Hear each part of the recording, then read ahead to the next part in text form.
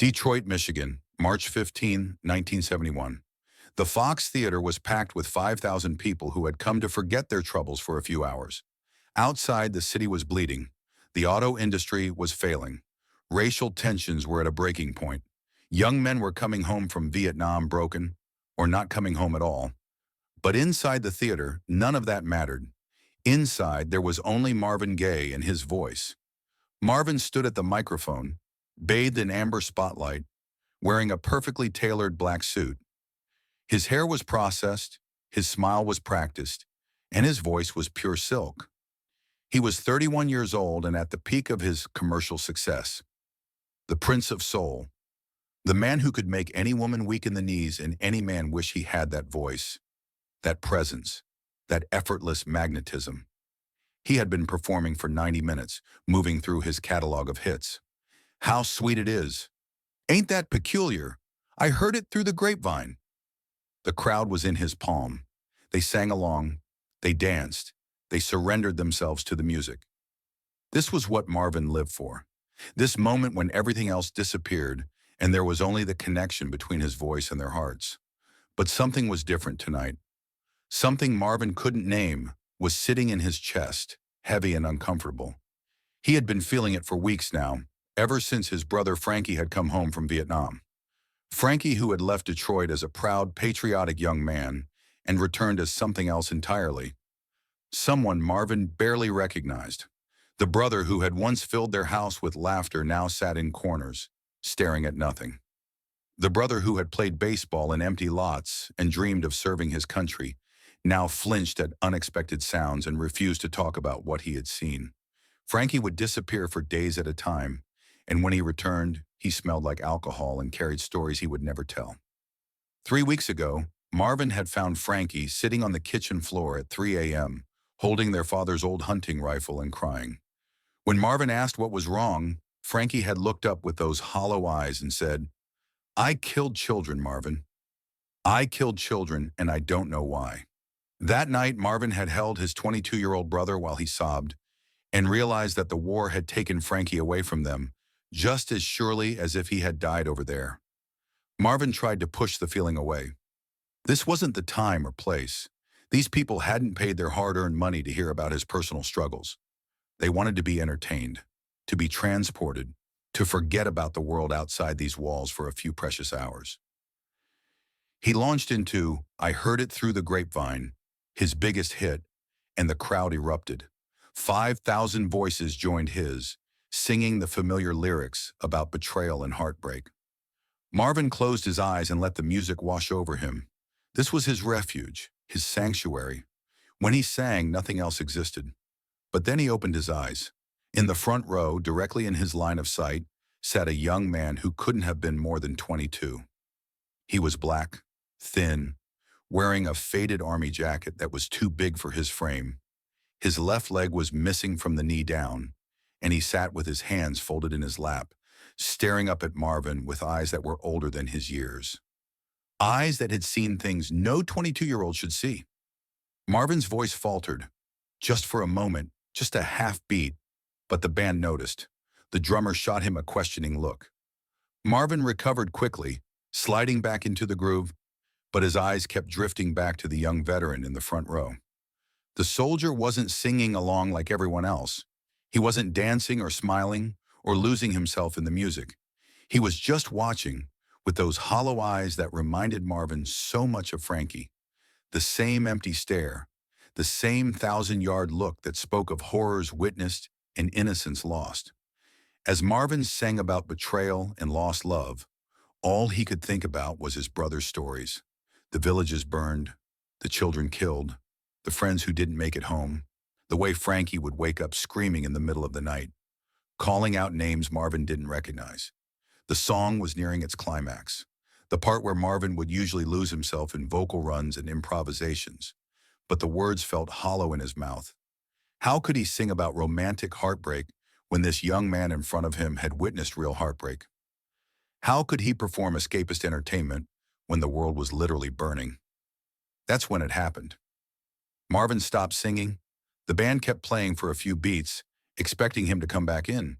But Marvin just stood there, staring at the veteran. The music slowly died away, leaving only confusion and silence. 5,000 people held their breath, wondering what was happening to their smooth, polished Prince of Soul. Marvin lowered the microphone from his lips. His eyes never left the young soldier. "What's your name, brother?" Marvin asked quietly. His voice, amplified through the theater's sound system, cut through the silence like a prayer. The veteran looked around, realizing that Marvin was talking to him. He seemed surprised that anyone had even noticed he was there. "James," he said, his voice barely audible even in the perfect acoustics of the theater. "James," Marvin repeated. "Where you been, James?" "Vietnam." The single word hung in the air like smoke. The audience shifted uncomfortably. This wasn't part of the show. This wasn't the smooth, romantic Marvin Gaye they had paid to see. "When you get back?" "3 months ago." Marvin nodded slowly.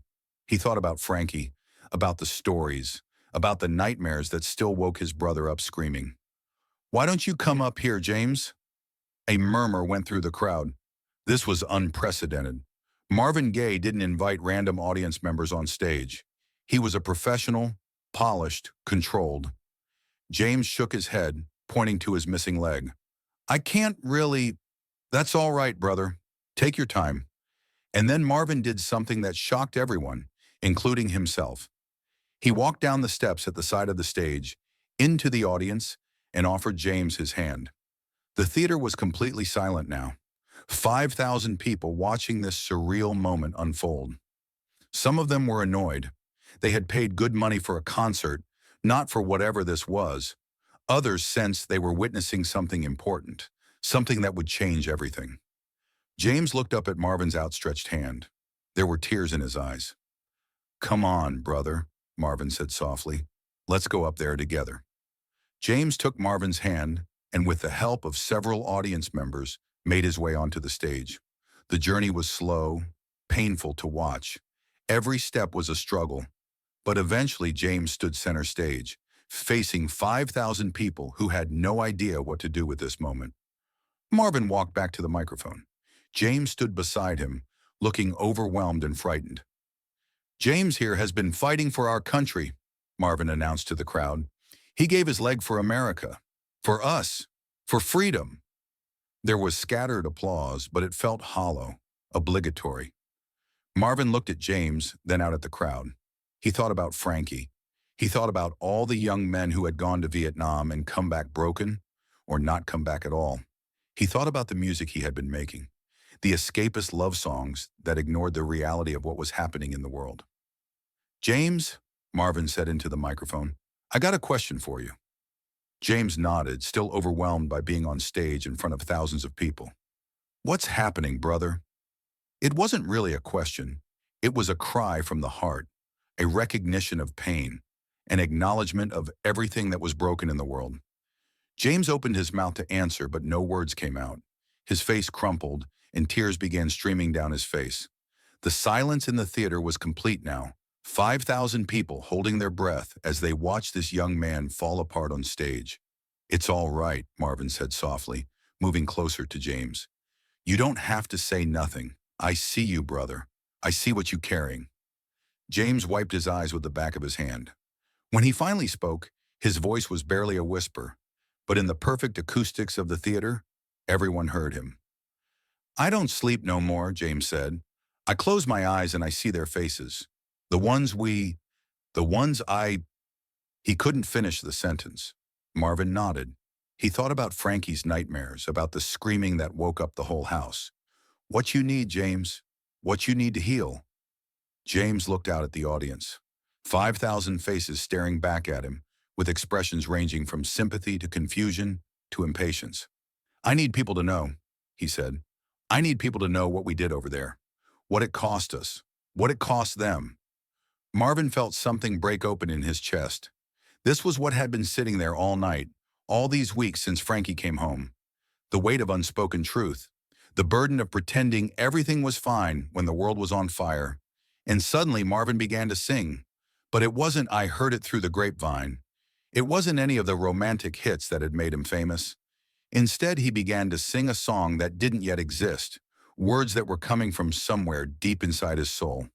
"What's happening, brother? Oh, what's happening?" What's happening, my man? The melody was simple, plaintive, nothing like the polished productions that Motown was known for. But it was real. It was raw. It was the sound of a man's heart breaking open in front of 5,000 witnesses. James stood beside him, tears flowing freely now, and somehow the two of them became a symbol of everything that was wrong with the world and everything that needed to be healed. The crowd didn't know how to respond. This wasn't entertainment anymore. This was truth.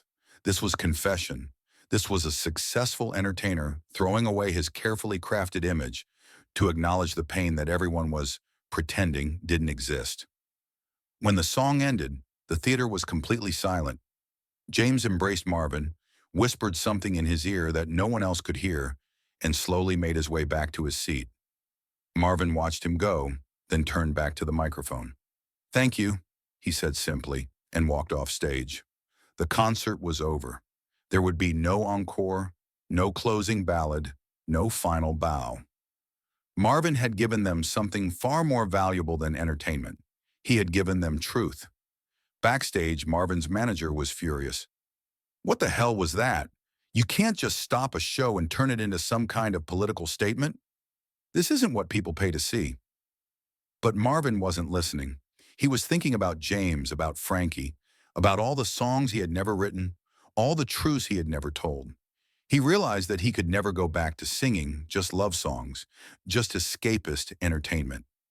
Something had changed in him, something fundamental and irreversible. The other musicians approached him cautiously. His guitarist, Eddie Willis, put a hand on his shoulder. "Marvin, man, what happened out there? You okay?" Marvin looked up at him, and for the first time in weeks, his eyes were clear. "I'm more than okay, Eddie. I just remembered why I started singing in the first place. Not to make people dance, to make them feel, to tell the truth." His manager was still ranting about contracts and expectations and what Motown would say. But Marvin had stopped hearing him. In his mind, he was already in that hotel room, already writing songs that would matter, songs that would honor James's pain and Frankie's sacrifice and the suffering of everyone who had been forgotten in the pursuit of easy entertainment. That night, in his hotel room, Marvin began writing. The words poured out of him like a dam had burst. Songs about war, about poverty, about environmental destruction, about everything that Motown had told him was too controversial, too political, too risky for his image. He sat at the small desk by the window, looking out at the Detroit skyline, and wrote until his hand cramped. The first song was about Frankie, about young men sent to fight wars they didn't understand. He called it "What's Happening, Brother?" and wrote it as a conversation, one brother asking another about the horrors he had witnessed. Then came another song, about the pollution choking the rivers and the air, about how man was destroying the very earth that sustained him. He titled it "Mercy, Mercy Me." By dawn, he had filled pages with lyrics that felt more honest than anything he had ever written.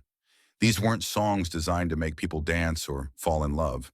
These were songs designed to make people think, to feel, to confront the uncomfortable realities they preferred to ignore. He thought about James, about the way his voice had broken when he talked about needing people to know. Marvin realized that he had a platform, a voice that millions of people would listen to, and he had been wasting it on romantic fantasies while the world burned around him. When he called Berry Gordy the next morning to tell him about the new direction his music was taking, the response was immediate and harsh. "Nobody wants to hear that political shit, Marvin. People come to your concerts to escape, not to be lectured about Vietnam and pollution. Stick to love songs." But Marvin couldn't go back. Something had shifted in him permanently that night on stage with James. The comfortable lies of entertainment felt impossible to tell anymore. The album that would emerge from that night would be called "What's Going On." It would be unlike anything in popular music, a cohesive artistic statement about the state of the world, anchored by the question he had asked James on stage. It would be initially rejected by Motown executives as uncommercial and too political. Berry Gordy would refuse to release it until Marvin threatened to never record again. But eventually, once What's Going On would be recognized as one of the greatest albums ever made. A revolutionary work that proved popular music could address serious subjects without sacrificing artistic or commercial success. All because of one night in Detroit when Marvin Gaye looked into the eyes of a broken veteran and saw his own brother's pain reflected back at him. All because he chose truth over entertainment, authenticity over image, human connection over professional polish. James, the veteran from that night, would later say in an interview that being brought on stage by Marvin Gaye saved his life. He had come to the concert planning to go home and end his pain permanently. Instead, he found himself embraced by thousands of strangers, acknowledged by one of the most famous men in America, and reminded that his suffering mattered. After that night, James began speaking at veterans groups, sharing his story, helping other soldiers process their trauma. The moment on stage had given him something he had lost in Vietnam, a sense of purpose, a reason to keep living. He would name his firstborn son Marvin, and when people asked why, he would tell them about the night a soul singer saw him in a crowd and changed everything. Years later, when James was asked what he had whispered to Marvin during that embrace at the end of the song, he revealed that he had said, "Thank you for seeing me. For the first time since I came home, someone really saw me." It was that recognition, that acknowledgement of his humanity and his pain, that had pulled him back from the edge. But the moment changed Marvin just as much. He could never go back to being just the Prince of Soul, the smooth, romantic crooner who sang about nothing more serious than heartbreak. He had tasted something more powerful than commercial success. He had experienced the transformative power of using his voice for truth instead of just entertainment. The path forward wouldn't be easy. The political music would create conflicts with Motown, with radio stations, with audiences who preferred their entertainers to stay in their lane. Marvin would struggle with the responsibility of being not just a singer, but a voice for social consciousness. But he had crossed a line that night on stage with James, and there was no going back. The question he had asked, "What's happening, brother?" would haunt him for the rest of his career, driving him to create music that mattered, music that reflected the complexity and pain of the world around him. Years later, when music historians would analyze the moment when popular music became politically conscious, when soul music evolved beyond entertainment into activism, they would point to that night in Detroit, the night Marvin Gaye stopped mid-song and asked a simple question that changed everything. "What's happening, brother?"